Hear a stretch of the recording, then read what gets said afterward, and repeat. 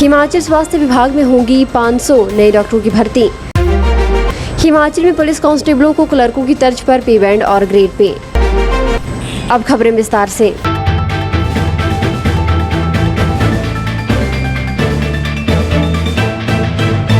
स्वास्थ्य विभाग में 500 नए डॉक्टरों की भर्ती होगी। प्रदेश सरकार ने पद भरने के लिए वित्त विभाग को मंजूरी के लिए फाइल भेजी है। मुख्यमंत्री जयराम ठाकुर ने बजट भाषण में डॉक्टरों के पदों को भरने की घोषणा की थी। इसी साल ये पद भरे जाने हैं। नए डॉक्टरों की तैनाती जोनल अस्पतालों, सिविल और सामुदायिक स्वास्थ्य केंद्रों और प्राथमिक स्वास्थ्य केंद्रों में की जानी है। इनकी तैनाती से प्रदेश में डॉक्टरों की कमी काफी हद तक दूर होगी। स्वास्थ्य विभाग का मानना है कि जिला अस्पतालों में डॉक्टरों के पद भरे जाने से मेडिकल कॉलेजों में मरीजों का भार कम पड़ेगा। अभी साधारण बीमारियों के चलते लोग IGMC, टांडा और अन्य 4 मेडिकल कॉलेजों में उपचार करवाने के लिए आते हैं। ऐसे में प्रतिदिन OPD में मरीजों की खासी भीड़ रहती है। हिमाचल प्रदेश में 552 करोड़ रुपए से 45 नई सड़कें बनने जा रही हैं। राज्य सरकार ने केंद्र सरकार को इसका प्रस्ताव भेजा था। प्रस्ताव पर केंद्र ने अपनी सहमति जताई है। अगले महीने तक इसकी अंतिम मंजूरी भी मिल जाएगी।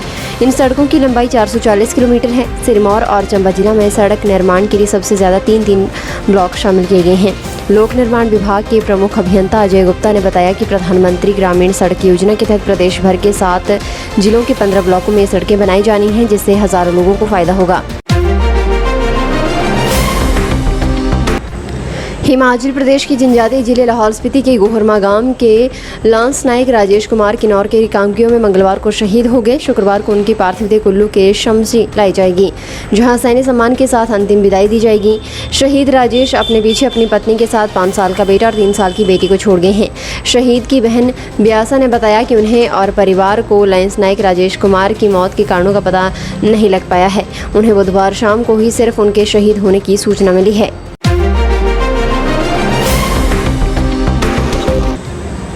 हिमाचल प्रदेश में पुलिस कांस्टेबलों को क्लर्कों और अन्य समकक्ष श्रेणियों की तर्ज पर ही पे बैंड और ग्रेड पे की वित्तीय लाभ मिलेंगे। राज्य सरकार के वित्त विभाग ने बुधवार को पुलिस कांस्टेबलों की संशोधित पे बैंड देने की मांग को मानते हुए बड़ी राहत दे दी है। अतिरिक्त मुख्य सचिव वित्त प्रभु सक्सेना ने बुधवार को इसकी अधिसूचना जारी कर दी है। क्लर्कों और अन्य कर्मचारियों को 2 साल अनुबंध पर नियुक्ति और अनुबंध अवधि के पूरा होने के बाद 2 साल पूरा करने पर संशोधित पे बैंड के ये लाभ मिलते हैं। पुलिस कांस्टेबलों को भी इतनी ही अवधि यानी 4 साल बाद पे बैंड और ग्रेड पे के लाभ मिलेंगे। इससे पहले पुलिस कांस्टेबलों को ये लाभ 8 साल बाद मिलते थे। हिमाचल पुलिस ने अपराध की रोकथाम, सक्रिय उपाय, असामाजिक तत्वों, FIR और अन्य मानकों के आधार बनाकर प्रदेश के सभी थानों की रैंकिंग जारी की है। केंद्र सरकार के महत्वाकांक्षी प्रोजेक्ट CCTNS की थानावार रैंकिंग में शिमला के पुलिस थाना बालूगंज ने प्रदेश में प्रथम स्थान पाया है। CCTNS रैंकिंग में बालूगंज थाना ने 28.40 अंक हासिल किए हैं। SP शिमला डॉक्टर मोनिका ने भी बालूगंज थाना पुलिस को सराहनीय कार्य के लिए बधाई दी है। दूसरे नंबर पर मंडी जिले के सुंदरनगर थाना और तीसरे स्थान पर ऊना जिला का हरोली थाना रहा है।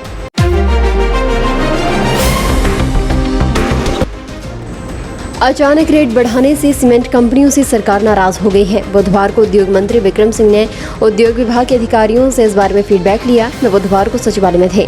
इसके बाद सीमेंट कंपनियों को निर्देश दिए गए हैं कि बढ़े हुए दामों को तुरंत प्रभाव से वापस लिया जाए। उद्योग विभाग के अतिरिक्त मुख्य सचिव RD धीमान ने इसकी पुष्टि की है। उन्होंने कहा कि हालांकि सीमेंट रेट कंट्रोल के दायरे में नहीं है, लेकिन हिमाचल के संसाधनों के इस्तेमाल के आधार पर कंपनियों को निर्देश दिए हैं। उद्योग विभाग एक निर्धारित अवधि में सीमेंट के रेट पर नजर रखेगा और यदि कंपनियों ने रेट कम नहीं किए तो अगली रणनीति पर विचार करेंगे। प्रदेश भर में 60 यूनिट तक बिजली की खपत करने वाले उपभोक्ताओं को निःशुल्क बिजली मिलना शुरू हो गई है। राज्य सरकार की घोषणा को बिजली बोर्ड अमल में ला रहा है। इस महीने जिन उपभोक्ताओं ने 60 यूनिट से कम बिजली की खपत की है, उन्हें शून्य बिल दिया जा रहा है। बिजली बोर्ड ने मीटर रेंट और सर्विस चार्ज भी निःशुल्क कर दिया है। प्रदेश में करीब 4,50,000 उपभोक्ताओं को इस योजना का फायदा मिल रहा है, जबकि राज्य सरकार इस योजना पर 60 करोड़ रुपए खर्च कर रही है। गौरतलब है कि मुख्यमंत्री जयराम ठाकुर ने 25 जनवरी को पूर्ण राज्यत्व दिवस के मौके पर 60 यूनिट तक बिजली की खपत को निःशुल्क करने का ऐलान किया था। इसे बिजली बोर्ड ने अप्रैल में लागू किया है। इस दौरान सभी उपभोक्ताओं को अब नए नियम के आधार पर बिल बांटे जा रहे हैं। ज्वालामुखी के साथ लगती ग्राम पंचायत सिहोरपाई के 2 युवकों की कालेश्वर महादेव में डूबने से मौत हो गई। ज्वालामुखी पुलिस ने दोनों युवकों के शव कब्जे में लेकर पोस्टमार्टम के लिए देहरा भेज दिए हैं। मामले की पुष्टि थाना प्रभारी ज्वालामुखी सुरेंद्र धीमान ने की है। जानकारी के अनुसार 2 युवक नहाने के लिए कालेश्वर धाम में ब्यास नदी पर नहाने के लिए गए थे और पानी के तेज बहाव के कारण चपेट में आ गए। स्थानीय लोगों की मदद से दोनों युवकों के शवों को बाहर निकाला गया। मृतक युवकों की पहचान अमित कुमार के रूप में हुई है, जबकि दूसरे की पहचान रोहित कुमार के रूप में हुई है। प्रदेश में 11 गेहूं खरीद केंद्रों में 15 अप्रैल से शुरू हो रही गेहूं खरीद के दौरान किसानों से 6 दिनों में 499 जीएमटी गेहूं की फसल की खरीद की गई है। 15 अप्रैल से गेहूं खरीद केंद्रों में किसानों से गेहूं की फसल खरीद का किसानों को अब तक 7 करोड़ का भुगतान जारी किया गया है। प्रदेश में किसानों से गेहूं खरीदने के लिए खाद्य पूर्ति विभाग द्वारा प्रदेश में 11 गेहूं खरीद केंद्र बनाए गए हैं। किसानों को गेहूं की फसल बेचने के लिए ऑनलाइन पंजीकरण करवाना होगा। खाद्य पूर्ति विभाग के पोर्टल पर धड़ाधड़ पोर्टल बुक हो रहे हैं। प्रदेश भर में बनाए गए गेहूं खरीद केंद्रों में फसल बेचने के लिए बुधवार शाम तक 2139 किसानों ने खाद्य पूर्ति विभाग के पोर्टल पर ऑनलाइन पंजीकरण करवाया गया। हिमाचल प्रदेश में पहली बार 2 पॉजिट्रॉन एमिशन टोमोग्राफी स्कैन मशीनें लगेंगी। सूबे के सबसे बड़े स्वास्थ्य संस्थान इंदिरा गांधी मेडिकल कॉलेज एवं अस्पताल शिमला और doctor Rajendra Prasad medical college Tanda में इन मशीनों को स्थापित किया जाएगा। राज्य सरकार ने इसकी सैद्धांतिक मंजूरी दे दी है। पेट स्कैन मशीनें लगने से कैंसर मरीजों को दिल्ली और चंडीगढ़ से चक्कर काटने से राहत मिलेगी। वक्त पर मरीजों में कैंसर का पता लगाकर इलाज शुरू किया जा सकेगा। MRI की तरह इस मशीन में मरीज के शरीर को स्कैन किया जाता है। इसमें मरीज के उस अंग का आसानी से पता लग जाता है जो कैंसर से ग्रस्त हो। फिलहाल के लिए बस इतना ही। और बड़ी खबरों के लिए बने रहिए न्यूज़ सुपर भारत के साथ।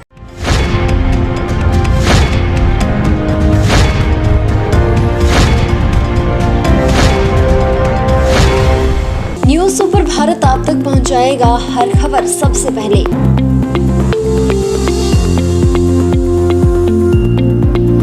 आप तक पहुंचने वाली हर खबर होती है सत्यापित।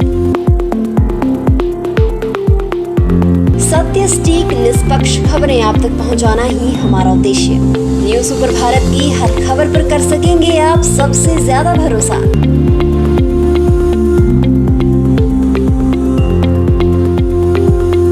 न्यूज़ सुपर भारत, नया उभरता भारत।